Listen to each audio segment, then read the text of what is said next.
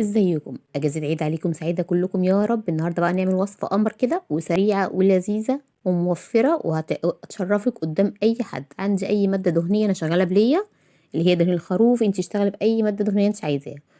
وعندي كمان بصل مقطعاه عشوائي على البوتاجاز بقى واسيبه لما يشقر شوية. عندي بقى هنا ايه هنزل عليها بايه، عندي ربع كيلو من اللحمة المفرومة، بس انا مش هستخدم النهارده اكتر من كده وهتبقى قمر وهشرفك قدام اي حد على فكرة يعني. وبربع كيلو لحمة مفرومة بس.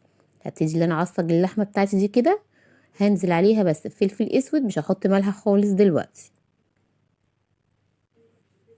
بس خلاص هي كده ايه اتعصجت معايا وتمام قوي. عندي بقى لتر من عصير الطماطم وهنزل بيه عليه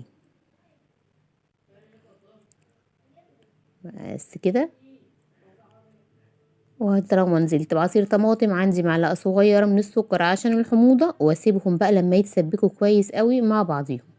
بس كده خلاص اهو متسبكوا. عندي كمان كوسه مقطعه شرايح، ده كيلو من الكوسه، وهقلب كويس وهنزل بقى اغطي بقى هنا ايه واسيب الكوسه دي لما تنزل الميه اللي فيها شويه، يعني هسيبهم يغلوا مع بعضيهم 5 دقايق كمان.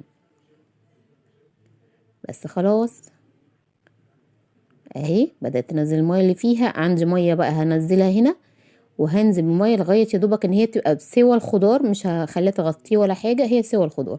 طبعا انت ممكن تاخدي ده كله كده بقى كده بالصينيه تقومي حاطاه في قلب الفرن. بس انا هعمله على البوتاجاز من فوق، اظبط الملح بقى واحط الفلفل الاسود بتاعي واحط سنه من القرفه، بتدي طعم حلو جدا يا بنات. جربوها للناس اللي ما بتحبهاش، بجد هتحبها قوي في الاكل، خصوصا اي حاجه فيها لحوم. بس خلاص استوت كده عندي، ودي كانت وصفتي النهارده. عامله جنبيها رز حبه وحبه. يا رب يكون الفيديو عجبك النهارده، متنسيش تعملي لايك وشير كتير. اشوفكم في وصفه جديده ان شاء الله. سلام.